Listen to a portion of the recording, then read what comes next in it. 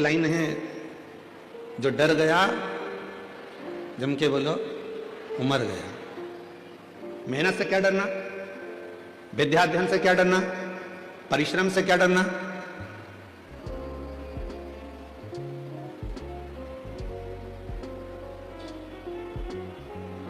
किसी ने कह दिया कि तू ये डॉक्टर की पढ़ाई नहीं कर सकता, तू नीट क्लियर नहीं कर सकता, तू आईएएस ऑफिसर नहीं बन सकता।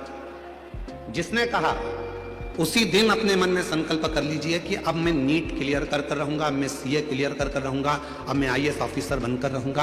अब मुझे मेहनत को बढ़ाना है, 4 गुना करना है, परिश्रम करना है, रात दिन एक करना है और शिव जी को 1 लोटा जल चढ़ाना है और बढ़ते चले जाना है। तो निश्चित है कि मैं अपनी उस मंजिल तक पहुंचूंगा।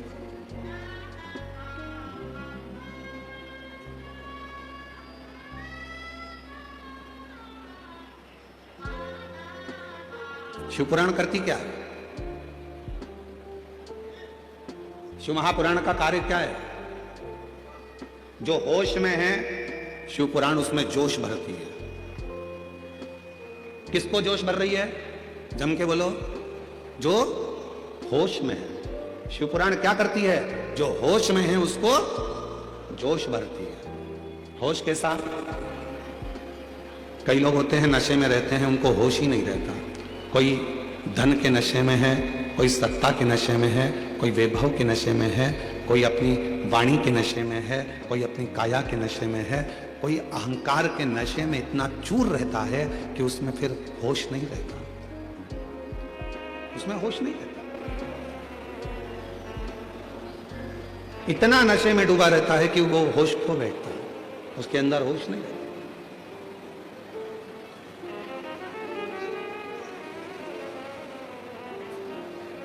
नशा केवल मदिरा का, दारू का नहीं होता, नशा अहंकार का भी होता, धन का भी होता। और याद रखना,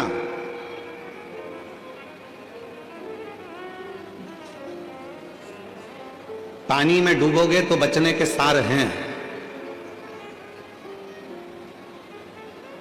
पानी में डूबोगे तो बच भी सकते हो, पर याद रखना दारू की प्याली में डूबोगे तो जिंदगी में कभी नहीं बच पाओगे। पानी में डूबने वाले को बचाया जा सकता है, पानी में डूबने वाले को रोका जा सकता है, पानी में डूबने वाले को थोड़ी सेफ्टी दी जा सकती है, पानी में डूबने वाले को बचाया जा सकता है, पर प्याली में डूबने वाले को बचाना कठिन हो जाता है, बहुत। और उससे भी ज्यादा कठिन है अहंकार के नशे में डूबने वाला व्यक्ति, अभिमत्ता में डूबने वाला व्यक्ति।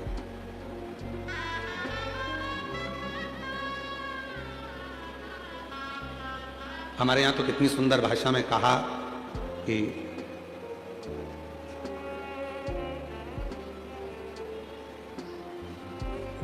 कोई भाग्य से, कोई किस्मत से ये शिव महापुराण की कथा अपने नगर में, अपने गांव में, अपने शहर में आती है।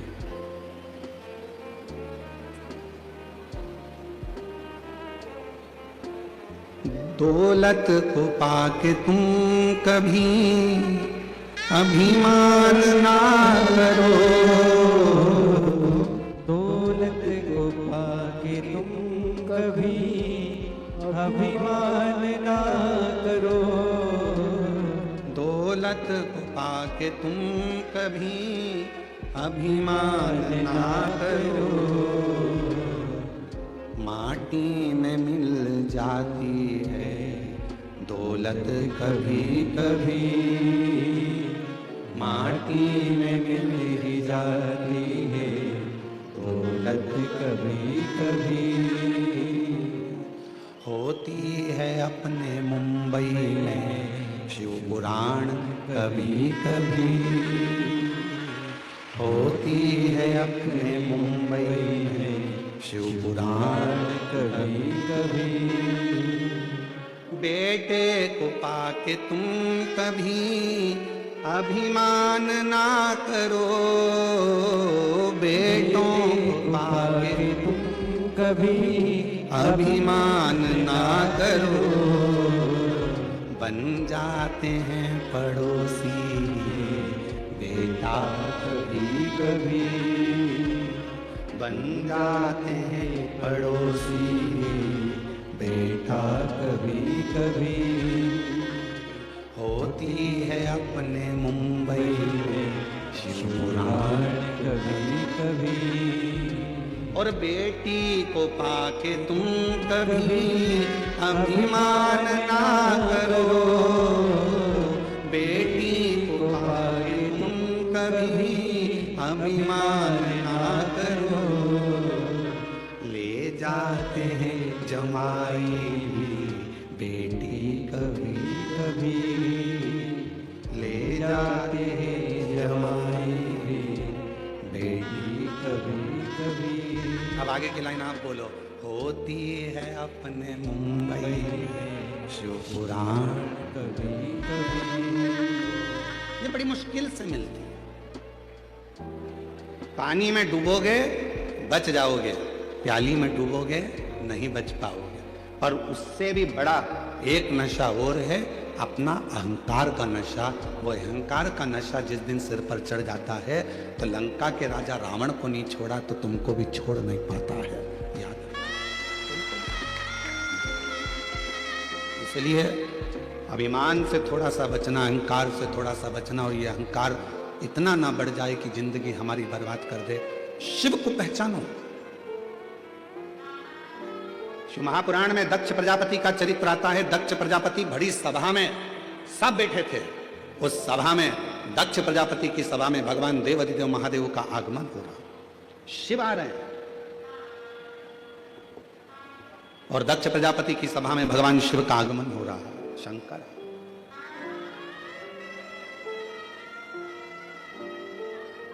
बीच में भगवान विष्णु जी मिल गए, शिव जी उनसे मिलने में रह गए। थोड़े आगे बढ़े तो ब्रह्मा जी मिल गए, ब्रह्मा जी से मिलने में रह गए। फिर और आगे बढ़े तो इंद्रदेव मिल गए, गरुण देव मिल गए, वरुण देव मिल गए। डीले कम कर दे बाबा।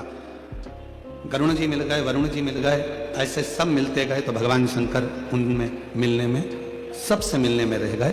और जो दक्ष प्रजापति था, जो सिंहासन पर बैठा हुआ था, दक्ष प्रजापति ध्यान नहीं दे पाए और शिव जी ने भी उन पर ध्यान नहीं दिया और अपने सिंहासन पर जाकर भगवान देवाधिदेव महादेव बैठ गए। शिव बैठे, दक्ष प्रजापति उठकर खड़े हो गए, क्रोध में आ गए। हे शिव, मैंने अपनी बेटी सती का विवाह तेरे साथ में करा है, तुम्हारे साथ में सती को ब्याया है और तुम मेरे दामाद होकर तुमने मुझे प्रणाम नहीं किया।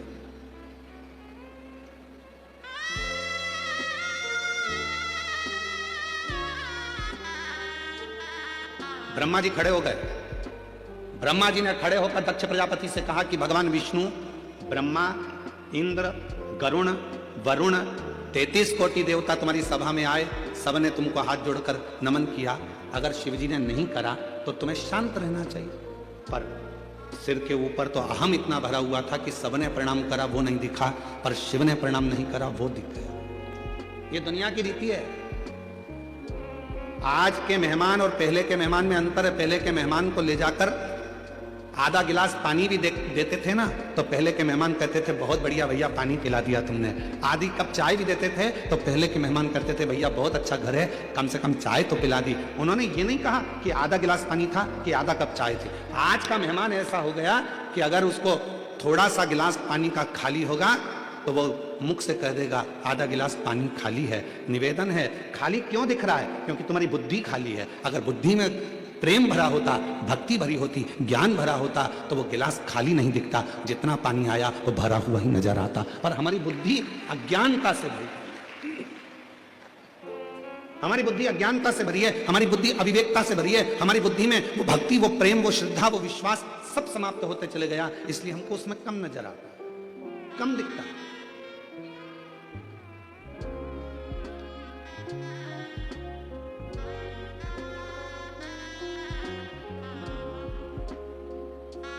महाराज, भगवान की इतनी कृपा है आज के समय में, उस भोलेनाथ को रोज का धन्यवाद दो तो कम है। रोज का धन्यवाद देना तो कम है।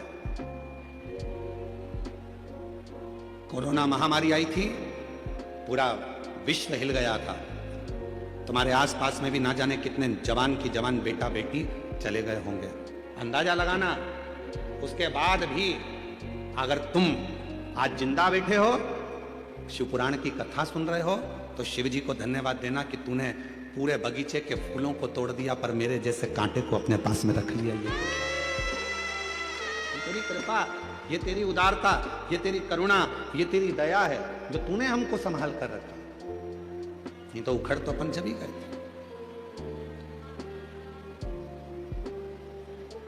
एक होती है गुलाब जामुन, एक होता है गुलाब का फूल।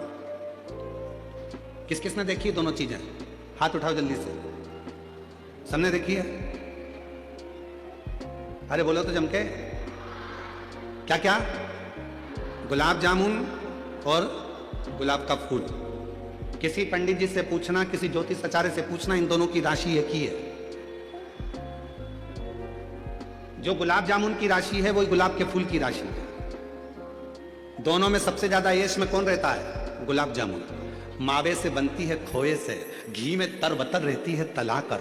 मावे को भी घी में तला जाता है, जो जिसमें घी भरा हुआ है वो घी के मावे की गुलाब जामुन को घी में तला जाता है, फिर घी में से निकालकर काय में डालते हैं? चाशनी में डालते हैं।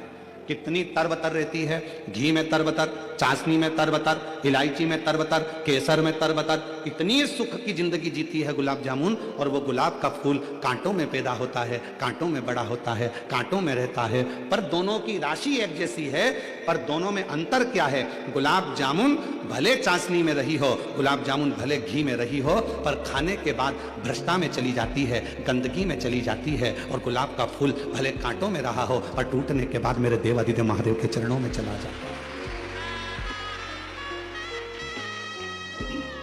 शिव के चरणों में, भगवान शंकर के चरणों में चला जाता है। राशि एक ही है, गुलाब का फूल और गुलाब जामुन की राशि एक ही है। पर याद रखना, सुख मिल रहा है वो परमात्मा से दूर है, दुख मिल रहा है परमात्मा के नजदीक है। परमात्मा के नजदीक।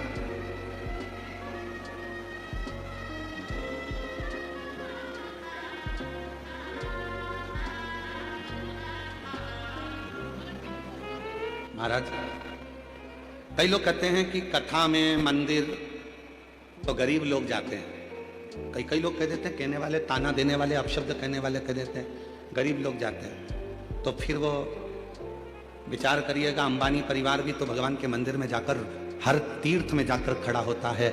बिरला परिवार भी हर तीर्थ में खड़ा होता है। बड़े बड़े उद्योगपति भी भगवान की अविरल भक्ति में जाकर खड़े होते हैं। क्यों खड़े होते हैं? क्योंकि उनको मालूम है जो सुख धन में नहीं है, जो सुख गाड़ी में नहीं है, जो सुख बंगले में नहीं है, वो सुख परमात्मा की कथा में और भगवान के मंदिर में है, परमात्मा की शरणागति में। वो सुख कहीं नहीं मिल सकता। एसी के रूम में तो हमेशा ही रहते हो, अच्छी अच्छी गाड़ियों में तो हमेशा ही घूमते हो, दिल्ली के मुंबई के ट्रैफिक में तो हमेशा ही फंसते हो। मुंबई के ट्रैफिक में फंसोगे उसका कोई फल नहीं मिलना है, पर शिव महापुराण के ट्रैफिक में फंस गए तो उसमें भी तुम्हारा कल्याण निश्चित है। यह शिव पुराण का ट्रैफिक है। हो सकता है 1.5 घंटा 2 घंटा ट्रैफिक में जाम में तुम फंस जाओ, चिढ़ना मती, हताश मत होना। शंकर भगवान चाहता है, मेरे पास से जा रहा है, धीरे धीरे जाएगा। हो सकता है 3 महीना तो दूर, मैं आज की आज तेरी जिंदगी पलट कर रख दूं, दूसरा दिन तुझे क्या दे। आज मैं तेरा जीवन पलट दूं, आज मैं कृपा कर दूं तुझ पर, क्यों चिंता करता है? तुम मेरे लिए चलकर आया है। शिव महापुराण की कथा कहती है, तुम किसी के घर में जाओगे तो कोई तुम्हारे घर में, बोलो बोलो बोलो, आएगा। तुम किसी की शादी में जाओगे तो कोई तुम्हारी शादी में आएगा। और सीधी सीधी बात है, तुमने अपने रिश्तेदार के यहाँ शादी में अपनी बहू को भेज दिया कि तू चली जा, तो तुम्हारे यहाँ भी अगर दुख आएगा तो भोलेनाथ भी कह देगा, यमराज तू चले जा, मैं क्या करना, मैं क्यों जाऊं, तू जा। ये तो रिश्तेदारी वाली बात है। आपका संबंध कैसा है, आपका रिश्ता कैसा है, आपके नाते कैसे हैं, आपका संबंध किस भाव का है, ये आपके ऊपर निर्भर करता है।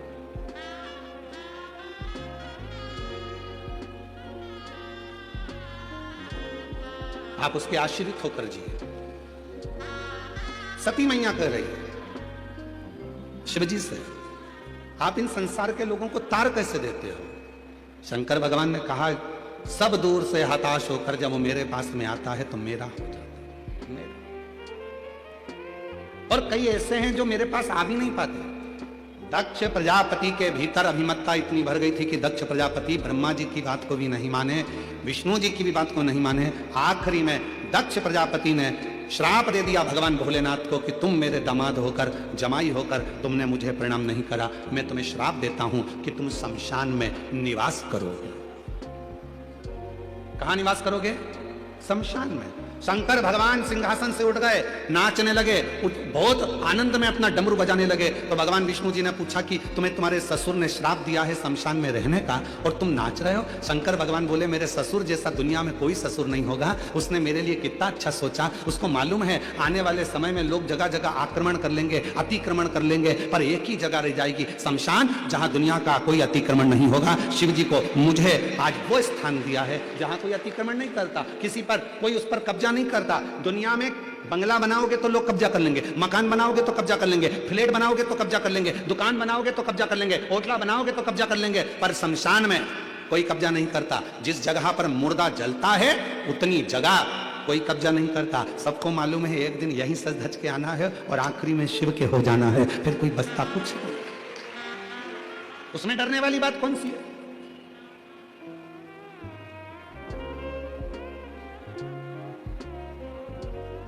और तेरे भरोसे मेरी गाड़ी, दूर जाने तेरा काम जाने, तेरे भरोसे मेरी गाड़ी, तू जाने तेरा काम जाने, तू जाने तेरा काम जाने, तू जाने तेरा काम जाने, तू जाने तेरा काम जाने, तू जाने तेरा काम जाने, तेरे भरोसे मेरी गाड़ी, तू जाने तेरा काम जाने। तेरे भरोसे में जी रहा हूं, कुछ भी नहीं है, कुछ भी नहीं। हम उस पर आश्रित हो जाए।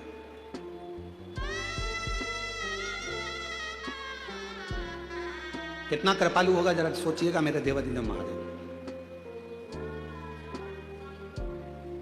एक मधुरा नाम की अप्सरा थी, बहुत सुंदर थी, बहुत सुंदर।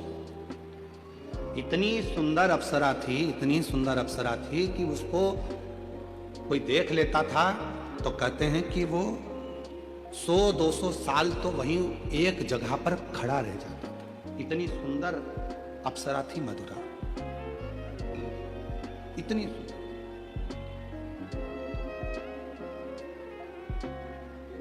एक बार बाबा भोलेनाथ जी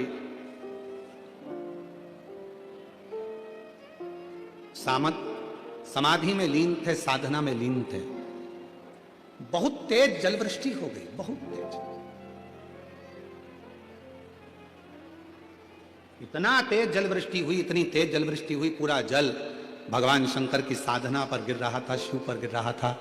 शंकर भगवान बड़े सुंदर दिख रहे थे, बड़े सुंदर। कभी मौका लगे तो दर्शन करिया करो, कभी कभी ऐसा भी दर्शन करा करो जब शिवजी के शिवलिंग के ऊपर जो जलाधारी लगती है, करें आप लोगों ने दर्शन।